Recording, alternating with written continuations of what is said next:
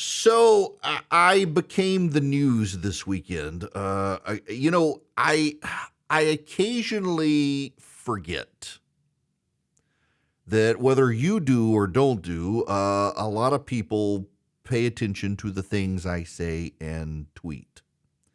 And on Saturday morning, I tweeted this. I'm on a number of group chats, email lists, etc., and all of them are dealing with ongoing threads of frustration about the DeSantis campaign. The perception is settling in that something needs to happen, but everyone has a different opinion on what to do. Well, that kind of became the story over the weekend. There have been a number of news stories now from different news outlets about that tweet. And I put up this morning what I meant by it and my thoughts on the DeSantis campaign. If you want to read them, if you text data to 33777, I've got a very lengthy post up related to this tweet. What do I mean? What are the problems? What are people saying? And I want to spend some time with you now, but if you really want the in-depth stuff, text data to 33777. Sign up for the email and you can go see it for yourself. Let me give you my point of view on this. When Joe Biden ran for president of the United States in 2020, his campaign message was better days ahead. There are better days ahead. And he tied that into everything. And in tying it into everything, he made the case that I'm the only Democrat who can beat Donald Trump, and I will return us to normalcy. Now, forget everything that came later, his refusal to, his handing over the campaign to the progressives and what, but that was his campaign message. There are better days ahead for us. I can beat Trump and return us to normal. When George W. Bush ran for president of the United States, his message was help is on the way. And he translated that to the economy, to the military, to families, to education. Help is on the way. It was one of the most, George W. Bush was not a man known for staying on message, and his campaign forced him to stay on that message. Help is on the way. When Donald Trump ran for president, what is he known for? Make America great again.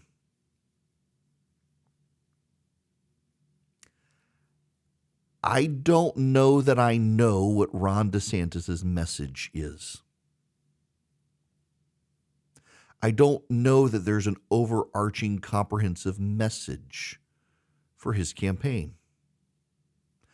And to put it bluntly, as I wrote in my piece this morning, people in Iowa and Ohio and New Hampshire and South Carolina, you name it, they don't care about Florida.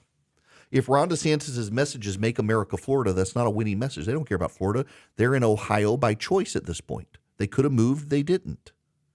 Ohio does not care about Florida, does not want to be Florida, and is tired of hearing Ron DeSantis talk about Florida. They need a message. What is Ron DeSantis' message?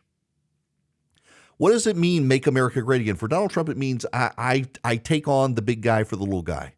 I am of the elite, fighting the elite for the little guy, and everybody knows it.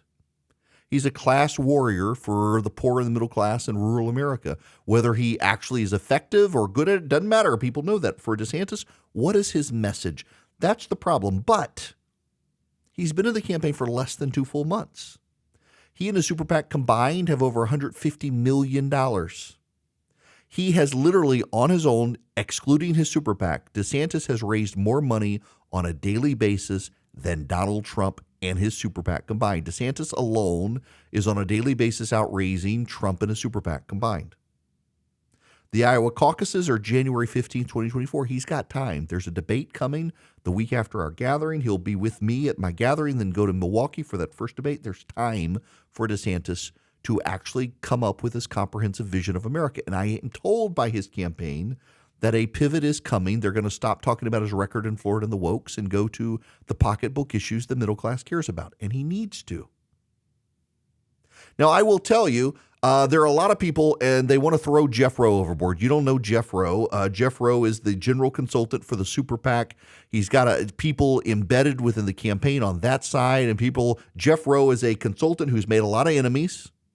He's won and lost a number of races. He's won a lot of races. He ran Ted Cruz's presidential campaign in 2016.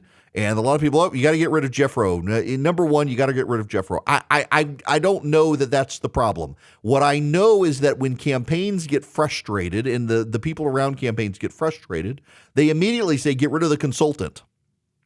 I think you got to get a message before you get rid of the consultant. And I say this as someone who is intrigued by the DeSantis candidacy, but I don't know what his comprehensive overarching message is. And if Rowe is at the super PAC, he can't design the message. The campaign's got to design the message. If the campaign doesn't design the message and come up with a comprehensive message that can be woven into the cultural and the economic issues, well, that's on the campaign. That's not on the consultant for the super PAC.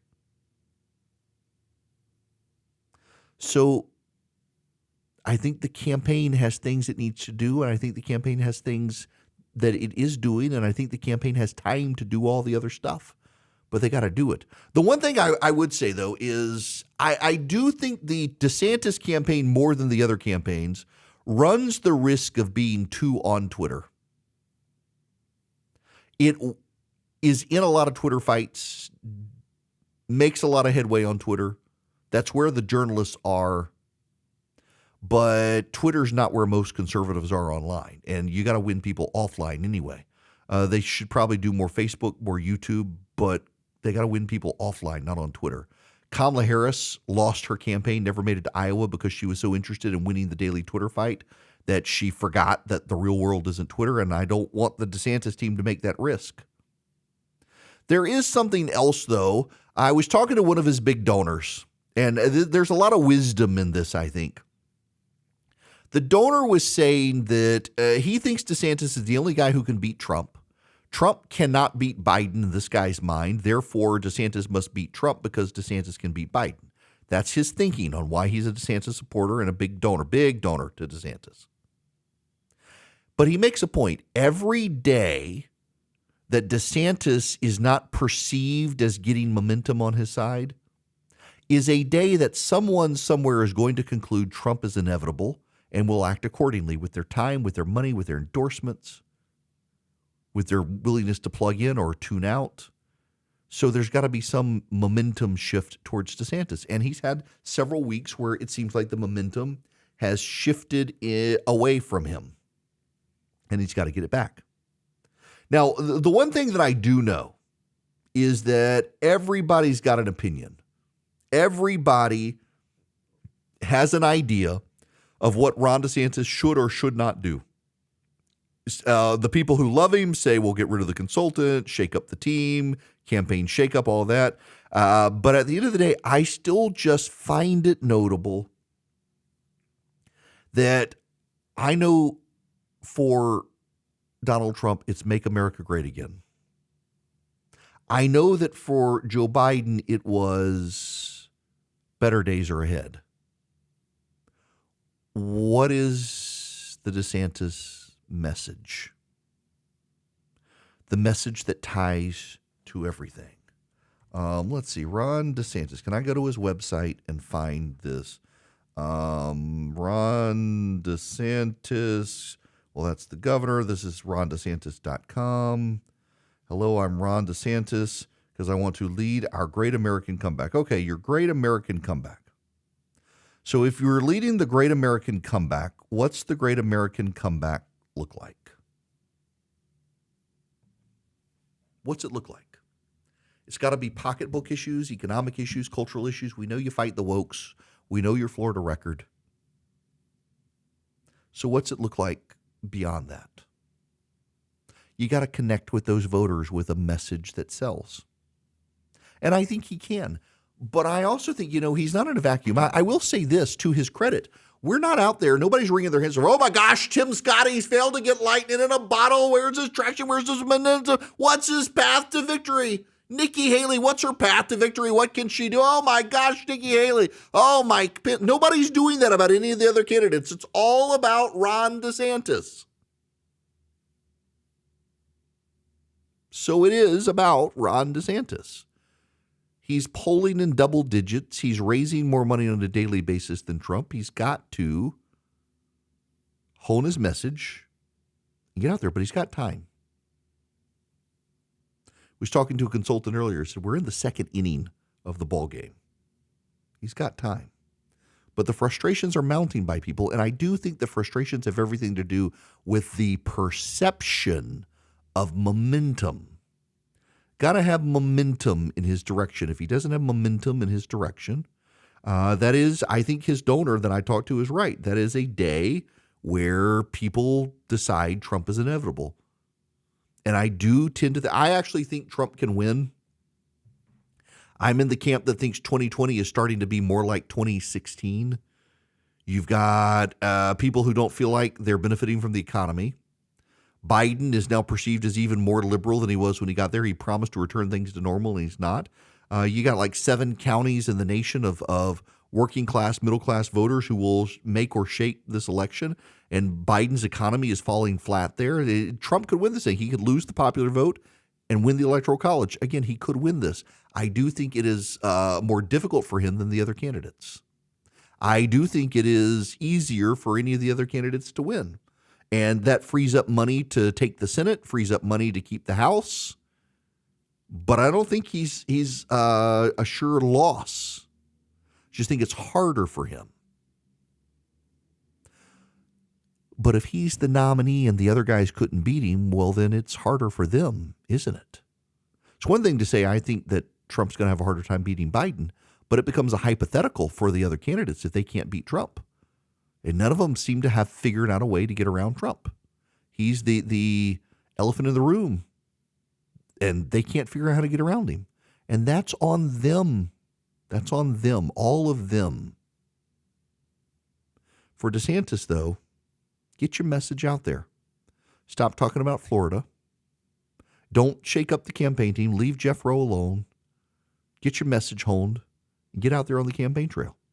Be seen and engage. If you can do that, you can win. Because at the end of the day, even a sizable number of Trump supporters do understand, though emotionally attached to Donald Trump, that the left is doing everything they can to stop him from crossing the finish line. And Trump couldn't stop Joe Biden from getting elected. How's he going to stop him from getting reelected? Maybe someone else needs to try. And DeSantis has a message to sell on that point if he gets out there and does it. I just wouldn't panic at this point if I was on Team DeSantis. You're literally 7 weeks into being a declared candidate for president, and you're raising money hand over fist. Just get out there on the campaign trail. See and be seen and have a compelling message.